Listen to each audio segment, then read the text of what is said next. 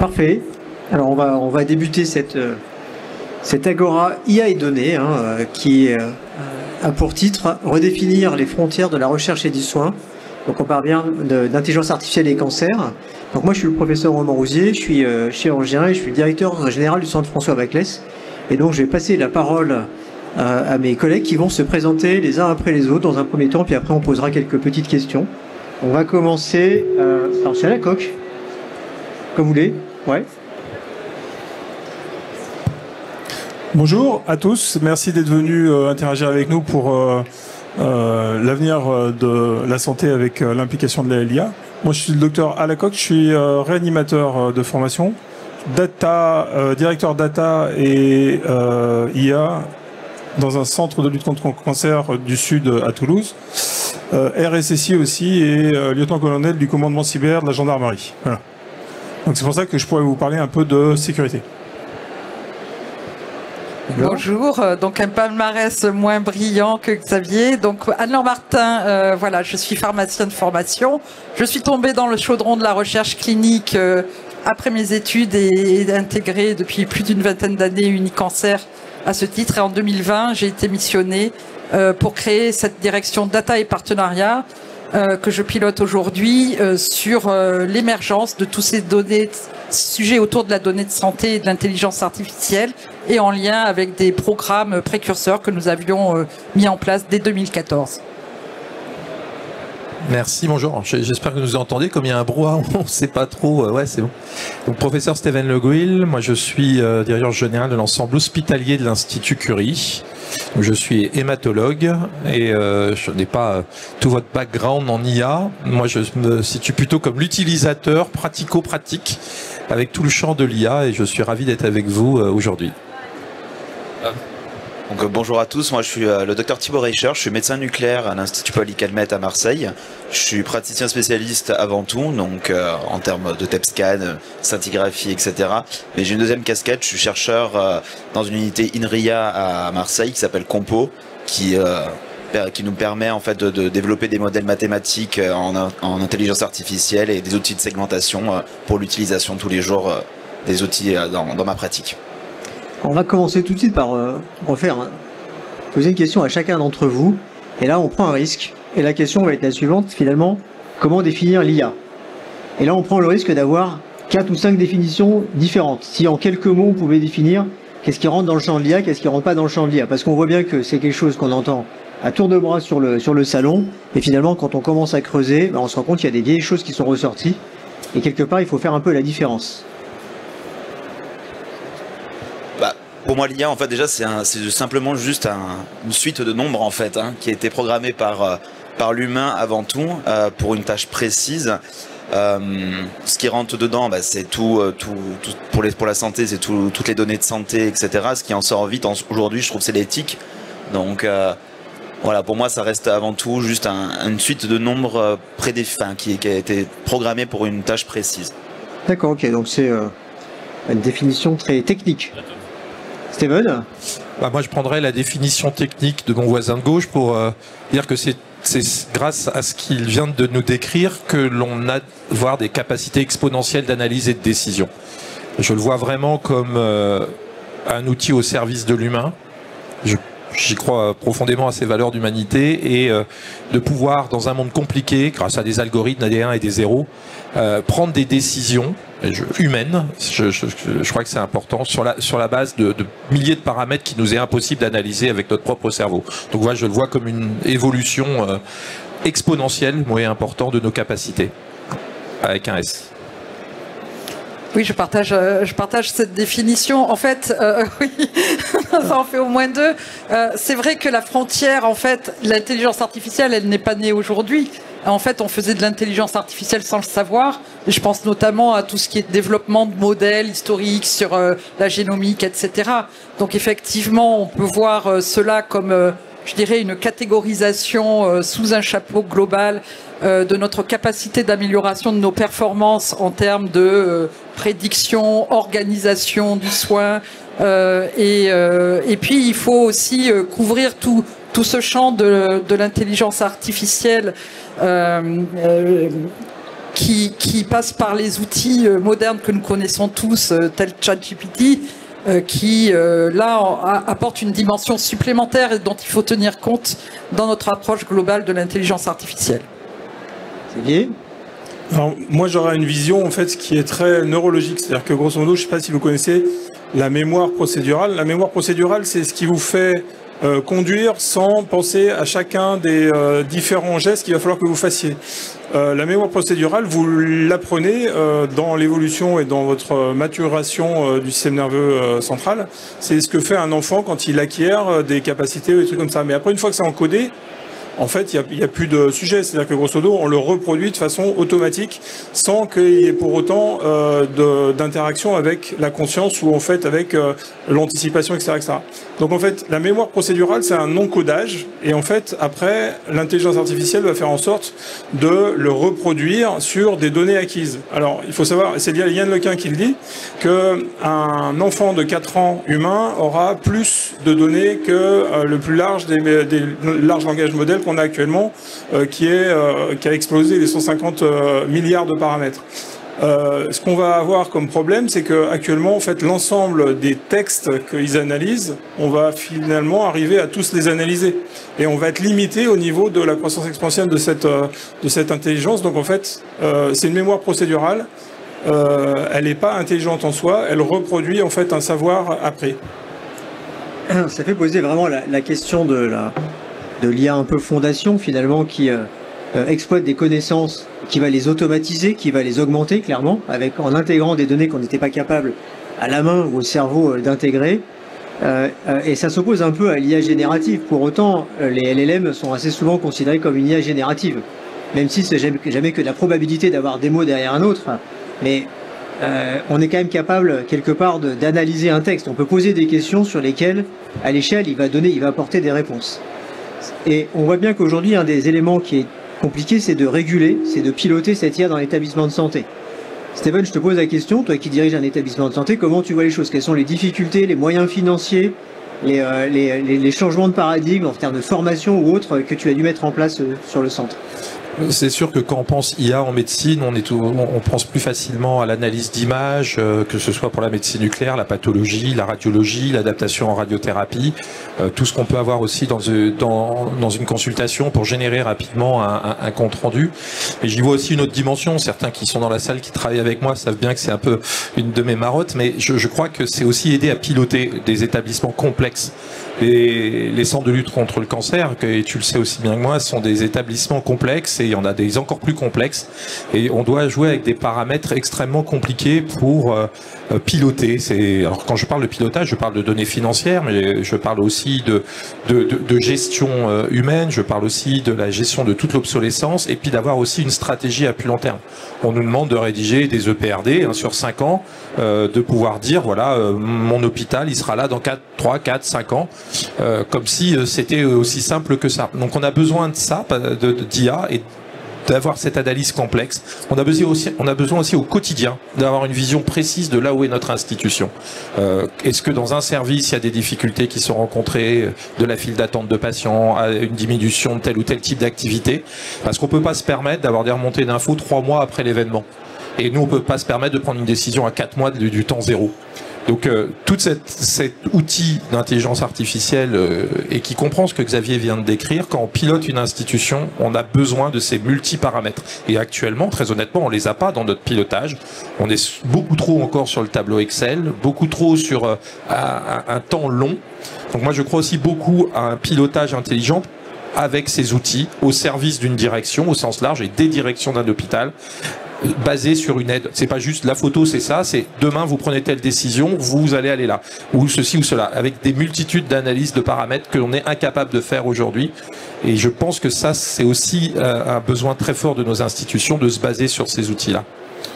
Pas que sur l'analyse d'image et de dire Madame Machin, il faut lui donner 3 grammes de Doliprane ou 2 grammes de ceci ou 3 grammes de cela. C'est clair. Après, voilà. Rien que sur l'analyse d'image, c'est pas toujours très simple. Je sais pas, Thibaut, si vous avez des outils d'IA aujourd'hui que vous avez implémentés, quelles ont été les difficultés rencontrées? Nous, on a eu quand même au départ pas mal de difficultés, de toute façon, déjà avec les DSI. De toute façon, pour réussir à implémenter un logiciel dans un hôpital, c'est toujours un peu c'est toujours très compliqué, hein, surtout s'il n'a pas été testé avant, s'il n'a pas un marquage CE, etc. Donc ça prend toujours beaucoup plus de temps. Nous, on a implémenté différents algorithmes de segmentation au sein de l'Institut pour aider justement à mieux classifier les patients, mais c'est quelque chose qui demande beaucoup de ressources, beaucoup de temps, et c'est vrai que à la pratique courante, c'est pas évident. En fait, vraiment de développer l'IA pour un utilisateur en imagerie, c'est assez compliqué, parce qu'on est toujours confronté en fait à différents obstacles, un coup le PACS, un coup les autorisations pour que les algos puissent accéder aux données de santé des patients, après entraîner, réentraîner, enfin il y a beaucoup d'étapes difficiles pour réussir à utiliser tous les jours nos algorithmes. On voit très bien la frontière entre la recherche et puis le soin. Finalement, on pose une question de soin, comment on met en place un outil d'IA dans un établissement de santé, et on retombe toujours sur la recherche. On tombe sur la recherche parce que finalement, il y a aussi une question de maturité. On n'a pas tout à fait la maturité attendue. Je ne sais pas si du côté de l'Oncopole, il y a des outils d'IA qui ont été implémentés aujourd'hui et qui sont utilisés en routine. Alors, quelles sont les difficultés rencontrées? Quelles sont les réticences? C'est des difficultés qu'on a évoquées. En fait, les difficultés sont aussi bien techniques, sécuritaires que l'appropriation par les humains. Et en fait, la garantie humaine qu'il y a derrière l'outil d'IA. Nous, à l'Oncopole, en fait, on travaille sur le développement et sur l'implémentation de l'utilisation d'outils d'IA en fonction d'un certain degré de confidentialité. Mais pour le moment, en fait, c'est pas mature. Mais ça résume bien, en fait, le niveau de maturité de l'ensemble du système de soins en France par rapport en fait aux Nord-Américains ou aux Chinois. Parce qu'en fait on aime bien réguler, on aime bien mettre des contraintes, et en fait c'est contre-productif, on n'arrive pas à avancer en fait. Oui, il y a clairement cette vieille notion.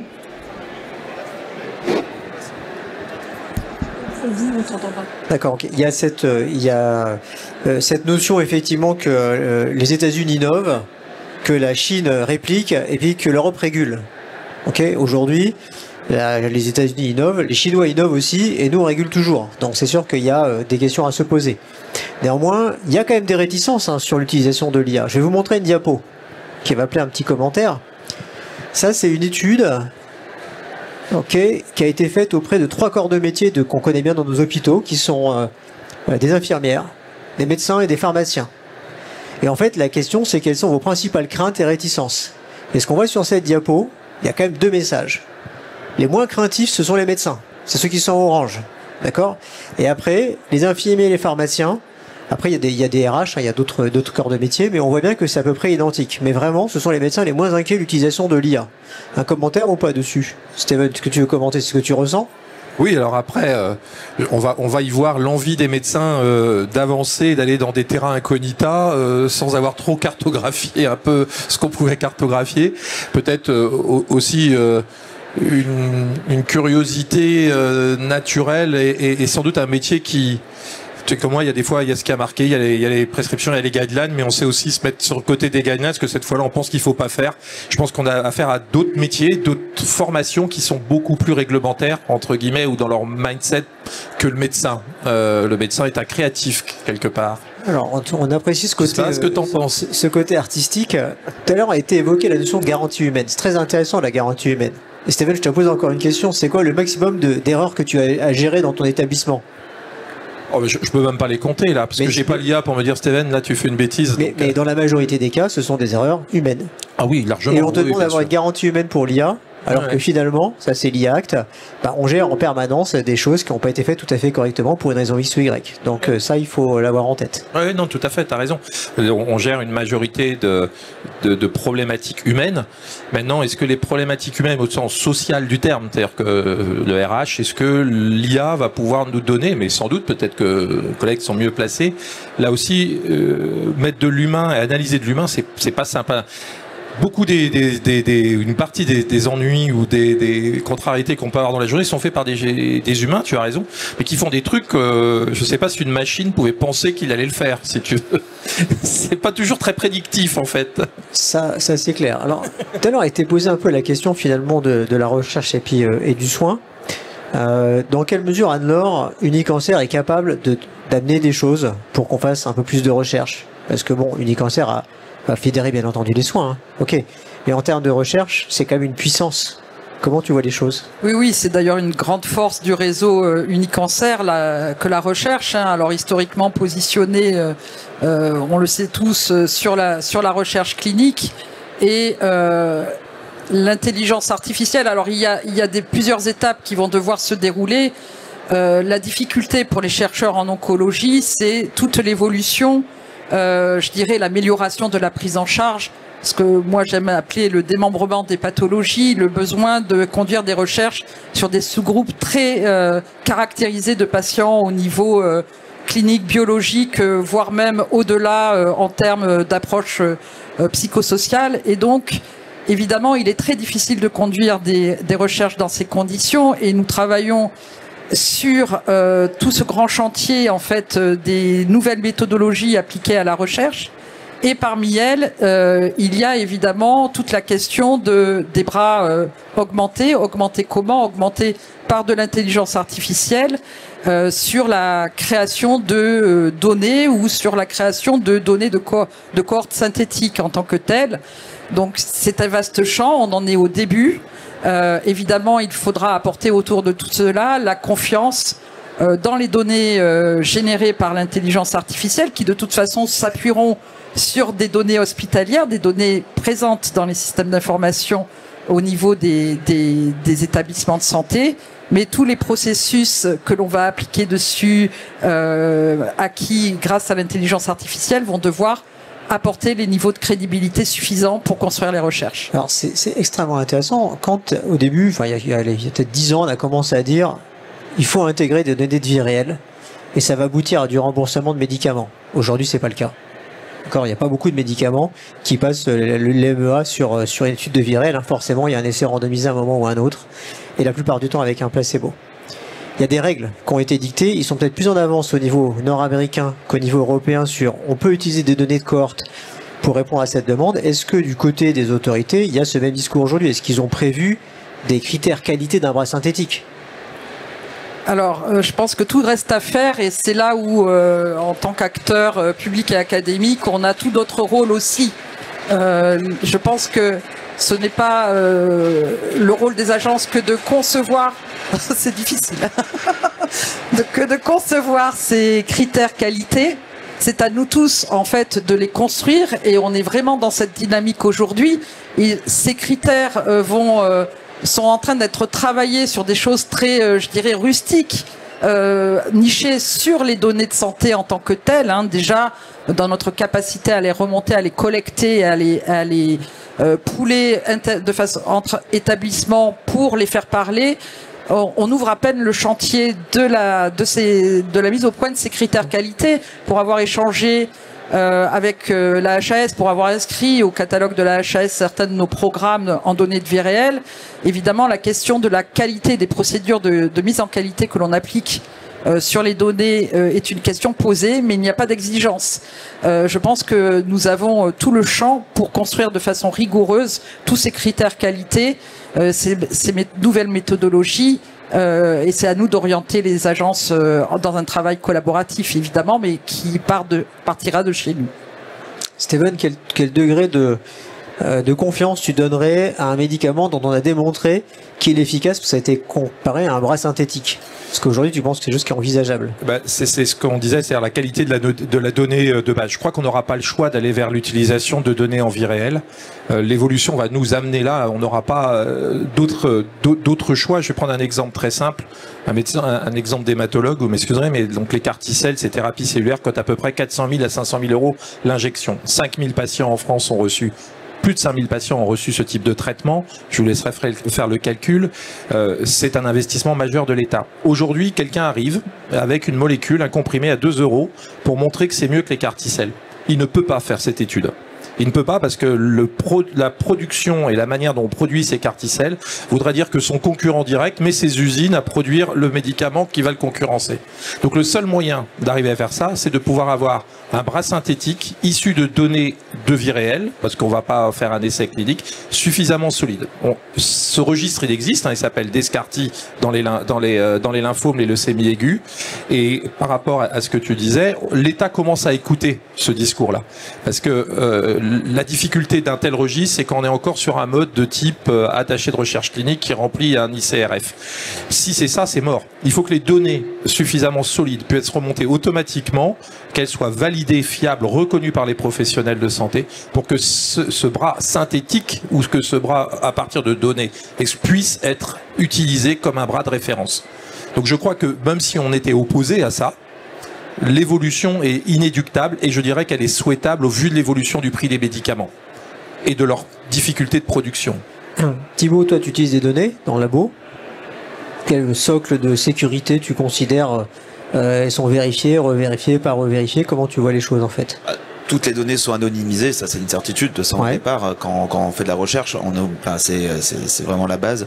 Donc on peut toujours réussir à retrouver les patients, par exemple, surtout en imagerie, c'est-à-dire que même si le patient est anonymisé, il y a des data challenges qui existent, des choses comme ça, on peut recréer le visage d'un patient et par rapport à la date de l'examen, etc., on peut retomber exactement sur le bon patient. Donc la sécurité de l'information ne sera jamais à 100% faite, mais pour le coup, aujourd'hui, je pense que c'est ce qui nous met un peu des bâtons dans les roues en France et en Europe, je pense. C'est ce niveau de sécurité qui est trop important par rapport à d'autres pays comme les États-Unis ou la Chine, pour le coup, qui fait que dès qu'on a une idée, on est obligé de passer par des process de validation, survalidation, de protection de données, d'anonymisation, de mettre dans des data lakes. Enfin, c'est très compliqué en fait entre le moment où on a une idée et le moment où on va commencer à faire le projet. Il y a quasiment souvent une bonne année qui s'écoule. Et en fait, entre-temps... les Chinois sont passés devant. C'est ça. D'accord. Xavier, est-ce qu'on ne peut pas remplacer ça par une charte? Dire, écoutez, il y a une charte d'utilisation, vous n'avez pas le droit de faire sortir les données, etc. Est-ce que c'est trop risqué? Plutôt dire, on ne construit rien. Alors, en fait, oui, c'est l'orientation qu'on a prise à Longopole, c'est-à-dire on encadre l'usage de l'IA par une charte qui est opposable à l'utilisation. C'est-à-dire que grosso modo, en fait, l'IA Act de l'Europe nous impose avec l'article 4, en tant que déployeur de solutions d'intelligence artificielle, de former nos employés. Donc en fait, il faut savoir que la vague de l'utilisation de l'IA, elle nous a déjà dépassés. Quand on regarde l'usage des soignants actuellement dans nos murs, on s'aperçoit qu'en fait, ils sont massivement orientés vers des larges langages modèles ou des modèles d'intelligence artificielle pour les aider dans leurs tâches répétitives et dans leurs orientations diagnostiques, leurs orientations thérapeutiques, etc., etc. Ça pose des problèmes. Donc en fait, nous, on a pris le problème à l'inverse en travaillant avec Safran Engines, là, qui travaille beaucoup sur la sécurité de l'information. C'est qu'on va classifier le niveau d'information qu'on manipule. Donc, en fait, une réunion administrative, on pourra utiliser n'importe quel type de régime d'IA ou de modèle d'IA. En revanche, quand on va attaquer le côté médical de la donnée patient, à ce moment-là, on n'a pas d'autre choix que de développer sur notre infrastructure et de façon complètement isolée de l'ensemble du monde, un modèle à nous qu'on va entraîner, donc un RAG pour parler trivialement, pour pouvoir en fait répondre à nos questions. Et en fait, les RAG arrivent à des solutions qui sont as de service pratiquement, en fait, où on plug différentes solutions les unes par rapport aux autres. Donc en fait, c'est techniquement possible de le faire. Mais donc nous, on a choisi de grader en 3 niveaux de confidentialité, et en fonction du niveau de confidentialité, la charte IA dit, avec un tableau de répartition des différents outils, vous pouvez utiliser tel outil ou tel outil en fonction du niveau de confidentialité. Mais en fait, encore une fois, ça passe par l'accompagnement et la transition numérique des usages. C'est-à-dire qu'il faut vraiment faire de la formation. C'est ce qu'il y a dans l'IA Act. C'est vrai qu'il y a cette notion de formation. Alors, tu as parlé des LLM, de ChatGPT, en fait. Et en fait, c'est vrai que c'est utilisé aujourd'hui par les soignants. Est-ce que c'est suffisamment encadré? C'est bien le travail qui a été fait de conceptualiser finalement pour dire il y a différents niveaux. Après, faire tout en local, c'est pas forcément simple. Je vais montrer un exemple d'utilisation qui consiste, aujourd'hui on a des critères qualité, on essaie de se faire certifier, on est certifié au ECI, et je vais montrer si ça fonctionne. Je crois que ça va fonctionner. L'utilisation d'un LLM en local, d'accord? Donc c'est Ollama. On charge du Mistral, qui est c'est français. Ollama, c'est pas français. Et on a un cancer de la prostate et on dit je veux que tu me donnes le stade et que tu justifies. Ok? Ça, c'est en temps réel, hein. C'est enregistré et ça le fait en direct. Donc, on charge des pseudo-dossiers.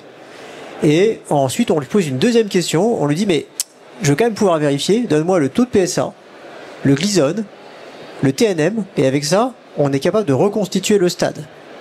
Et donc, il va aller chercher un dossier et il va synthétiser l'information et il va répondre. Il n'est pas... Alors, quand il arrive très bien à justifier, vous voyez, là, il va justifier, il va vous dire, bon, ça, c'est le dossier du patient, et là, il vous donne une information, il vous dit, la deuxième patiente, c'est un stade 3, il s'est trompé, parce que c'est une tumeur, c'est un patient, pardon, c'est un prostate, c'est une tumeur qui est N1, et une tumeur qui est N1, un envahissement ganglionnaire, c'est un stade 4. Mais au moins, on est capable de le vérifier. Et ça permet finalement de générer, de structurer des données à partir de rien. Il n'y a pas grand monde qui a ça aujourd'hui. On pourrait changer d'échelle, je ne suis pas certain qu'on puisse le faire parce qu'en fait il faut du Mistral de haut niveau. Et le Mistral de haut niveau, c'est des H100 qu'on n'arrive pas à acheter de toute façon. Et puis nos DSI ont autre chose à faire que de gérer ça. Vous avez des H100 à Curie ? On peut vous les prêter, hein, les H100 si vous voulez. Il y a des établissements qui sont beaucoup plus riches que d'autres, ils ont de la chance. Et donc là, avec Dassault Systèmes, on pourrait discuter effectivement d'avoir un travail en commun parce qu'ils installent. Et ça, c'est des cancers du côlon. Vous voyez, on va dans les questions. Et on fait défiler des cas et apprécie à quelle vitesse il analyse un cas. Et vous dit c'est un T2, N1, c'est un stade 3. C'est un T3, N1, M1, c'est un stade 4. Et là, il se trompe pas. Et vous voyez, c'est instantané. Donc, ce qui veut dire que quand même, les techs et les arcs, ils ont peut-être quand même quelques questions à se poser, c'est certain. Mais après, c'est pas très grave parce qu'on peut leur fournir des outils comme celui-ci qui permet vraiment une aide à la structuration. Enfin, toi, tu nous as vendu tout à l'heure, tu voulais Docteur Free. T'as dit ça, t'as dit je veux 100 docteurs quasiment. Donc bon, on sera tous au revenu universel de toute façon. C'est ce que Benoît Hamon a dit à la présidentielle. J'y croyais pas, mais maintenant que Bill Gates le dit, il faut quand même se méfier. Donc en fait, il y a quand même une notion aussi de changement d'échelle. C'est un peu ce que tu disais tout à l'heure. Il y a une loi qui va passer sur la notion de registre national. Si on ne change pas d'échelle, on va être incapable d'avoir un registre national. Et pour autant, on est content d'avoir de la veille pour dire il y a plus de cancers chez les enfants en Vendée. Ou, je ne sais pas pourquoi j'ai dit en Vendée, mais c'est vrai, il y a eu ça. Donc voilà, donc il y a ce genre de choses qui arrivent et il va falloir quand même qu'on s'adapte. Sur l'IACT, il n'y a pas que la garantie humaine dans l'IACT. C'est vrai qu'il y a la formation, il y a aussi l'information des patients. Est-ce que vous avez un commentaire à faire dessus ? Est-ce que tu veux commenter, Thibaut ? C'est vrai que je pense qu'aujourd'hui on a un gros souci quand même de communication parce que même nous on peut on fait par exemple des acquisitions TEP-scan à des patients pour une certaine pathologie. Par exemple, je prends des exemples de par exemple les cartes SL pour lesquels ils ont énormément de données de TEP. A posteriori, on va créer des études cliniques où on va justement utiliser leurs données. À part les régimes qui existent déjà aujourd'hui pour dire est-ce que le patient est d'accord ou pas de donner ses données à ce niveau-là. Après, il n'est pas au courant vraiment qu'il va être ces données vont être utilisées a posteriori pour enrichir les algorithmes d'IA ou même que sa propre pathologie va servir à quelque chose derrière, quoi. On n'est plus sur une simple donnée d'une publication, quoi. C'est intéressant, il y a deux questions qui sont posées. La première, c'est est-ce qu'un patient doit savoir que tu utilises un algorithme pour débruiter ton PET scan ? D'accord ? Et ça, tu le fais aujourd'hui ? Mais ouais, on peut le faire. On peut le faire, il y en a qui le font en tout cas. Est-ce que tu penses que tous les médecins nucléaires disent aux patients je vais utiliser du débruitage ? Ça serait, moi je pense que c'est obligatoire et essentiel aujourd'hui, mais je pense que ce n'est fait dans aucun centre. La deuxième question, c'est comment on améliore et dans quelle mesure les données qui sont générées vont finalement appartenir à l'industriel quelque part qui va gérer la suite, quoi. Vous aviez un commentaire ou pas dessus ? Là, en fait, c'est le problème de l'entraînement des modèles et du reinforcement learning. Généralement, en fait, l'industriel, il va utiliser l'expertise et donc en fait la propriété intellectuelle d'un médecin qui fera le diagnostic pour faire du reinforcement learning de son modèle. Et donc en fait, c'est réinjecté dans son modèle. Le modèle s'affine. Donc en fait, forcément, le médecin d'un côté, il récupère l'expertise ou du moins la valeur prédictive positive du modèle pour faire du détouring ou alors en fait un diagnostic anticipé. C'est le même problème pour les large langage modèle où en fait quand vous faites un chat, l'équivalent de ce que vous injectez dans le prompt en fait avec le Gen AI remonte dans le modèle et participe à l'entraînement du modèle. Il faut comprendre qu'en fait il y a des gros problèmes de sécurité et de propriété intellectuelle. Si vous mettez une idée de propriété intellectuelle dans un large langage modèle et que en fait vous interrogez le modèle pour vous donner des pistes, l'idée ne vous appartient plus. De toute façon, ça sera encodé dedans. Le prochain qui va poser la question, en fait, il aura l'idée qui va redescendre. Et inversement, on peut pas l'utiliser et c'est pour ça qu'en fait, on développe des larges langages modèles en local. C'est qu'on peut pas utiliser pour de la donnée de patient parce que, en fait, potentiellement, une fois que c'est encodé dans le modèle, on peut faire de l'exfiltration de données. Et donc, en fait, une exposition de la donnée patient. Donc, c'est un problème qui est vraiment très épineux et très difficile à contrôler parce que c'est sûr que les outils qu'on nous donne en IA vont nous faire gagner du temps sur des tâches administratives subintrantes sur lesquelles on perd énormément de temps et où en fait il n'y a pas de valeur ajoutée. Donc en fait par exemple en médecine nucléaire, corriger un résultat d'un modèle d'IA en disant bah non là tu t'es un peu trompé etc. et ben en fait la propriété intellectuelle qu'on injecte dedans en faisant un acte de diagnostic de haut degré en fait va être donnée complètement en fait à l'industriel qui va le réutiliser après pour ses propres soins.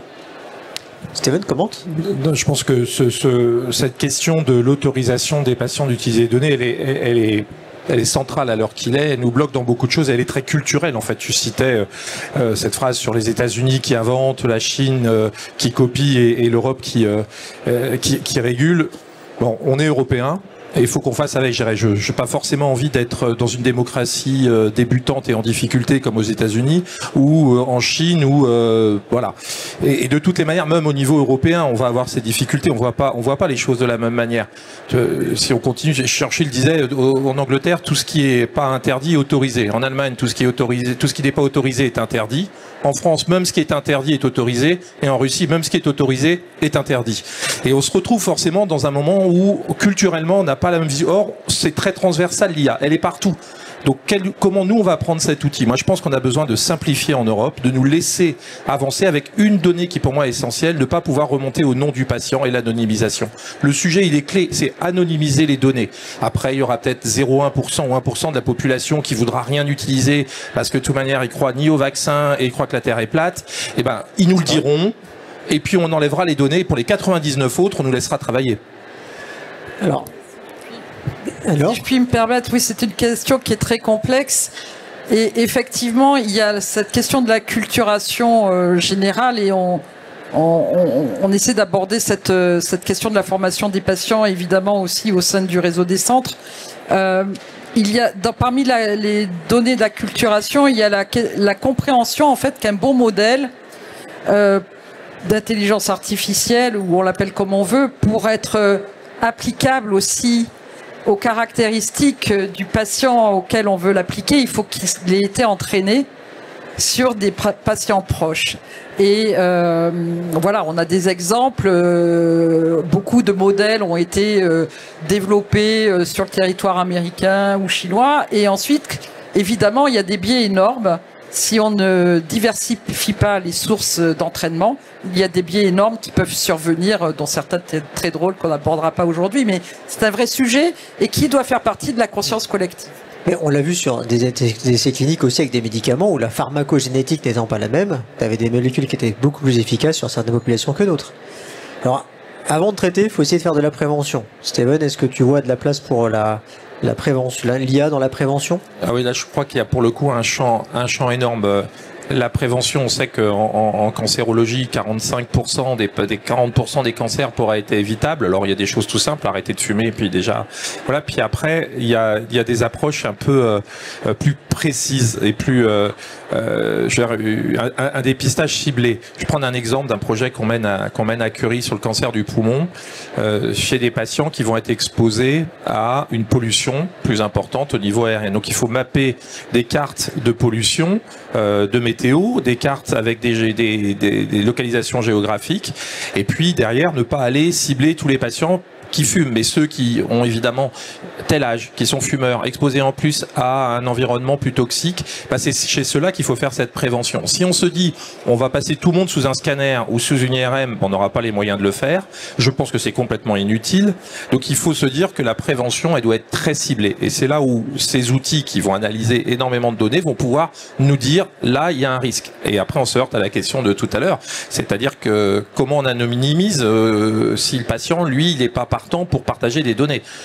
Donc je crois que sur l'IA, en dehors de la question purement législative qu'on vient de souligner, le champ de la prévention est vraiment un champ de recherche pour comprendre ce qui fait naître un cancer. Je focus sur le cancer parce que c'est un peu notre spécialité, mais l'origine d'un cancer est quand même une question fondamentale. Si on est capable de dire dans tel ou tel type de circonstances, un patient a une exposition plus importante, là on va pouvoir faire de la prévention armée précise. Mais entre les deux, il faut des analyses, il faut avoir ces algorithmes pour aller chercher les patients à risque et pas juste comme ça, allez-y, venez, on va vous faire du scanner à tire-larigot, quoi. Ou des prélèvements biologiques. Oui, mais ce qui est le cas aujourd'hui avec la notion d'âge et quasiment uniquement d'âge pour les cancers. Il y a des patients qui sont restés qui vont sortir et c'est peut-être ceux-là qu'il faut identifier. Exactement. Est-ce que c'est l'IA qui va permettre, en fonction d'habitus, d'être capable de dépister celles qui ont besoin d'un peu plus ou d'un peu moins? C'est un vaste champ. Et là où le médecin généraliste peut être notre relais, c'est-à-dire lui, il connaît les patients, il connaît mieux les habitudes, il connaît leur dossier clinique de A à Z. S'il a cet outil-là en se disant, tiens, ce patient présente les caractéristiques où l'IA m'aide à dire, lui, elle a 40 ans, mais il faut qu'elle fasse une mammographie plus qu'une autre qui en a 65 et qui en fait a moins de risques, c'est là où on va gagner en efficience dans notre système de santé. Parce que c'est aussi l'objectif, et on revient à la question que tu me posais tout à l'heure, l'IA doit nous amener à être efficient, à être plus précis. Si on veut augmenter notre efficacité ou notre efficience, on a besoin très probablement de réutiliser les données. D'accord? Parce qu'on a des cohortes de données et on a besoin de les réutiliser. Alors, est-ce que c'est quelque chose qui est souvent posé par les industriels qui viennent voir Unicancer? Est-ce qu'il y a parce qu'on a vu passer des réinformations de patients à tire-larigot qui causent quand même beaucoup de soucis. Oui, alors il y a un vrai enjeu de simplification, je dirais, dans l'intérêt même des patients, dans des intérêts éthiques et dans l'intérêt de la recherche, et potentiellement donc dans l'intérêt du soin avec l'utilisation de ces modèles d'intelligence artificielle. Il y a une surenchère. Alors on est sur la protection du patient, c'était un cap nécessaire. Maintenant, il faut se poser la question de l'information a priori sur la réutilisation des données, sur des espaces dédiés où trouver l'information, mais c'est clair qu'on est dans une surenchère de réinformation qui est contre-productive, je pense, pour l'ensemble des acteurs de l'écosystème, les patients compris.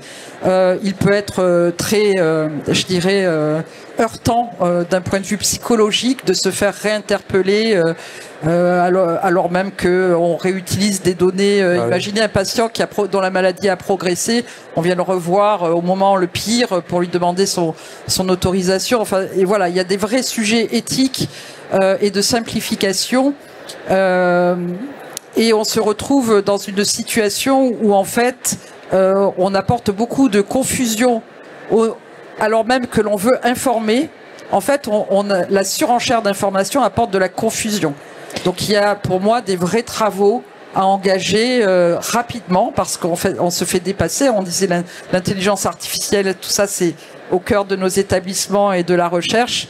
Mais la problématique de l'information, elle est cruciale et il faut avancer vers des autorisations a priori. On arrive même à des situations un peu étonnantes dès lors que l'on veut, par exemple, utiliser les systèmes les données du système national de données de santé, donc SNDS, à informer un patient qu'on va réutiliser ces données alors même que ce ne sont pas les siennes qu'on utilise.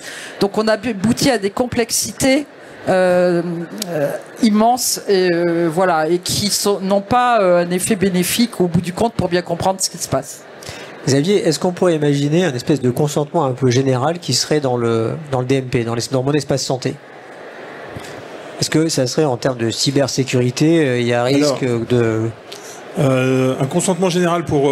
Moi, je suis pris en charge par un système de sécurité sociale. J'accepte que mes données soient utilisées. Ah oui, on peut le voir à ce niveau-là aussi. Mais on travaille plus sur la granularité et en fait l'interaction directement avec le patient. C'est-à-dire que grosso modo, actuellement on est dans des usages grossiers en fait sur des formes de traitement et on demande l'autorisation au patient de le faire. Je pense que l'évolution des technologies vont permettre que on va pouvoir avoir une interaction directe avec le patient en disant cette information. Donc en fait, c'est une journée, un résultat, un truc comme ça, est-ce que vous la libérez ou pas? On va arriver à descendre à ce niveau de granularité, mais on n'y est pas encore parce que de toute façon, l'ensemble des systèmes informatiques de santé, le DMP, le HDH, etc., ne sont pas synchronisés et n'ont pas mis en moyen un moyen uniforme de tracer cette information et de demander le consentement. Tu penses que les patients, globalement, ils sont opposés ou favorables à l'utilisation de l'IA? Alors en fait, ils sont partagés. Parce que en fait, il dit oui, c'est bien parce qu'en fait, on va avoir plus d'efficience. Il y a 1% qui est contre. Ouais. On va avoir plus d'efficience, donc en fait, on va régler le problème du triangle de fer de la médecine, c'est coût, accessibilité, qualité. Généralement, c'est là-dessus qu'on travaille avec l'intelligence artificielle. C'est-à-dire que généralement, le triangle de fer, quand on essaye d'optimiser un des sommets du triangle, et ben les autres se cassent la figure. Se cassent la figure. L'intelligence artificielle est pensée pour justement optimiser les trois en même temps. Mais à côté de ça, on dit mais si on pose la question à un patient qui a une pathologie grave, en fait, qui met en jeu son pronostic vital, est-ce que vous suivrez la recommandation de l'IA sur en fait votre diagnostic et la thérapeutique? Ben là, en fait, ils vont dire non. En fait, il y a quand même un degré, et tout le monde a bien compris dans la conscience collective qu'il y avait à peu près 15% d'incertitude dans les modèles de langage généraux là qu'on interroge, puisqu'en fait, ils donnent des réponses probables. Donc en fait, c'est là où on retombe sur la garantie humaine. La garantie humaine qui est le médecin, l'équipe de soins, qui utilise des informations et qui a l'habitude encore, en fait, depuis le début, quand on est né et qu'on a été enseigné, eh ben en fait, on est enseigné pour dealer avec le degré d'incertitude de l'information qu'on manipule dans le dossier médical. Donc en fait, si une IA nous fait une recommandation, on n'est pas complètement demeuré. C'est en fait, ça fait partie de l'ensemble de nos outils. C'est juste un outil, c'est pas une voie de fait qu'on va prendre à 100% et qu'on va suivre à 100%, mais c'est un outil qui va améliorer en fait notre rentabilité, parce qu'en fait mettre en place et synthétiser des dossiers qui sont de plus en plus complexes, synthétiser la littérature sur un sujet, synthétiser en fait les résultats des études et en fait avoir une vision claire à un instant T de ce qu'il faut faire dans une situation complexe. Ben, l'IA va peut-être nous mâcher le travail et faire en sorte qu'on fera mieux notre métier. Donc en fait, une responsabilisation encore accrue des médecins qui va être la garantie humaine de l'IA. Ce qu'on soulève là, c'est la question de la formation du personnel de santé. C'est-à-dire que là, on est à peu de choses près de la même âge. Ceux qui sont actuellement en train de faire leurs études de médecine auront grandi dans un monde encore plus connecté, auront une autre vision même de la confidentialité de leurs données. Je pense enfin, c'est pas que je pense, que j'en ai un à la maison, mais un enfant un gamin d'une vingtaine d'années, un génération Z, comme on dit, va pas avoir du tout le même rapport à ces données et au passage que moi. Et les étudiants en médecine qui ont cet âge-là actuellement, comment on va les former et qu'est-ce qu'on va leur demander en fait? Est-ce qu'on veut qu'un étudiant en médecine connaisse toute la littérature ou, comme Xavier commence à le sous-entendre, qu'il sache être critique à utiliser l'outil? Mais au final, c'est pas nouveau. On a à peu près le même âge, on a écrit des chimiothérapies à la main parce que moi, hématologue, AirShop, 375 mg/m² de rituximab, nanana, je connais les doses par cœur, je l'ai écrit tellement de fois. Je pense qu'aujourd'hui, on prend des étudiants en médecine qui vont dans Chimio ou je sais n'importe quel logiciel, ils connaissent le poids et la taille du patient pour calculer la surface corporelle, la chimio elle sort comme ça, il y aurait une erreur dans la bécane, ils se tromperaient dans les doses, ils n'y viraient que dalle. Et c'est pas parce qu'ils sont mauvais, c'est juste parce que leur formation, voilà. Alors est-ce qu'il faut qu'ils connaissent la dose ou ils se disent l'outil a été paramétré, signé par le pharmacien, par un senior, donc je n'ai pas besoin de savoir ça. Et ça peut se concevoir. Moi, je conduis une voiture, je me fiche complètement de savoir comment fonctionne le moteur. Hein. C'est le cadet de mes soucis. D'autres auront la passion de la mécanique.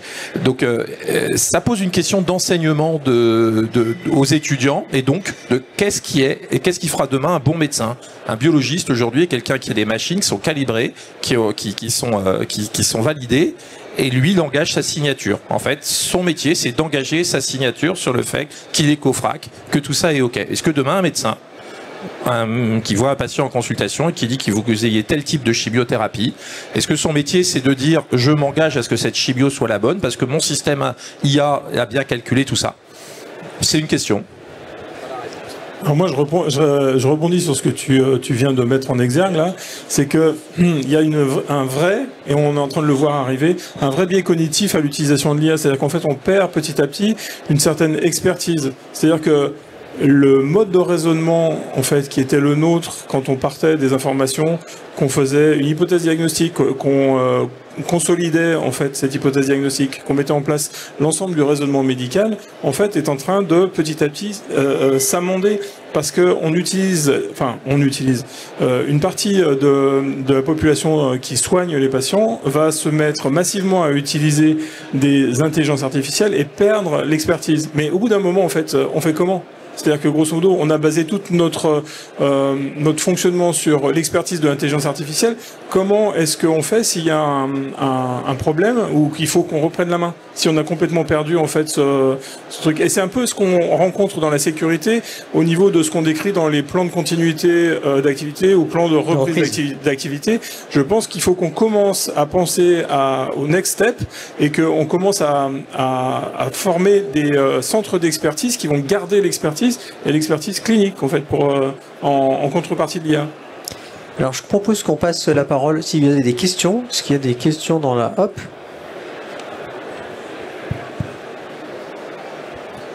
Bonjour, merci pour la discussion passionnante. On a beaucoup évoqué les aspects éthiques, les aspects de sécurité de données, les aspects de formation des professionnels de santé qui sont extrêmement importants. On n'a pas beaucoup parlé de la dimension environnementale et l'empreinte générée par l'usage de l'IA au quotidien. Aujourd'hui, quand on dit un simple bonjour ou un s'il vous plaît à ChatGPT, ça coûte des millions de dollars à OpenAI en termes d'électricité.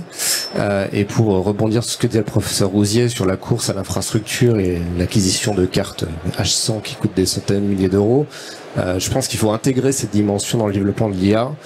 Il faut effectivement, notamment, il y a des modèles aujourd'hui, ce qu'on appelle les small models ou les modèles one byte, qui sont des modèles beaucoup moins consommateurs. Donc voilà, quel est votre avis sur ce sujet? Merci. Vas-y, tu peux répondre. Alors je suis complètement d'accord, je suis complètement en ligne avec ce que tu viens d'évoquer. Ça va passer par en fait l'optimisation du code dès le début où en fait on commence à faire de la recherche sur IA. Il faut penser en fait à tout ce qui est CSE, enfin l'optimisation énergétique et la consommation. Après en fait là il y a un biais, c'est-à-dire que grosso modo on pense tous à l'apprentissage avec des réseaux neuronaux et en fait des apprentissages qui sont relativement longs avec un certain nombre de paramètres, etc., etc.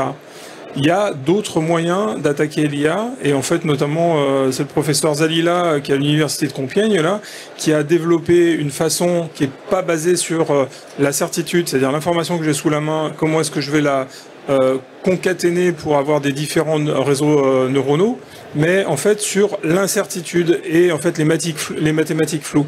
L'intérêt d'attaquer le problème sur des données qui sont structurées, là c'est pour des données structurées, donc ça marche pas sur des données qui sont pas structurées comme des PDF ou du texte. Mais en fait, quand on fait des RCP, c'est sur des données structurées qu'on réfléchit.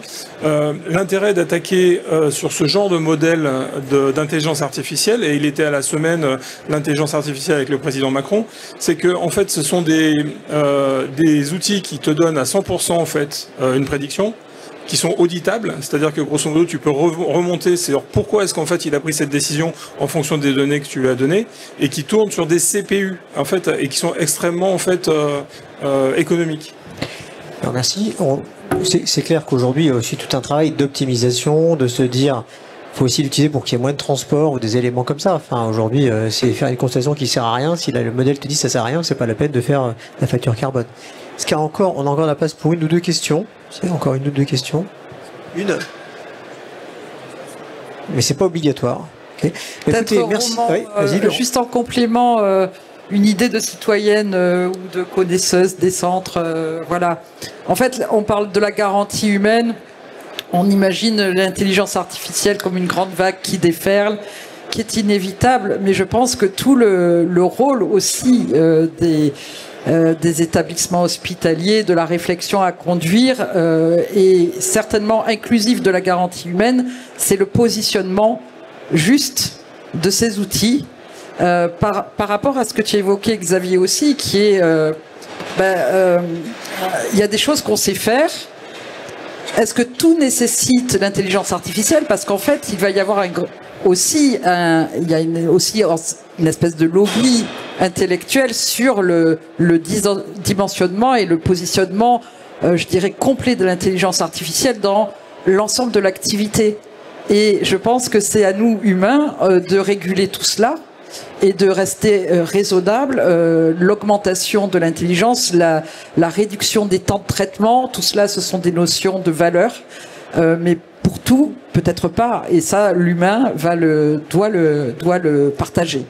On ne peut pas finir quand même en disant prenez pas l'avion puis n'utilisez pas l'IA. Donc bon, enfin, faut que ce soit réfléchi et qu'on ait vraiment une notion malgré tout. On va l'utiliser dans l'avenir, on le sait très bien, mais il faut l'encadrer, il faut le réguler, il faut le réfléchir. La notion de centre de recours pour garder l'expertise au cas où, c'est une notion qui est assez nouvelle, qui est vraiment extrêmement intéressante. Puis c'est vrai que dès le départ, il faut qu'on aille travailler sur des systèmes qui sont moins énergivores, bien entendu. Écoutez, merci à tout le monde, merci à nos orateurs, et puis à l'année prochaine pour voir si il y a encore des médecins.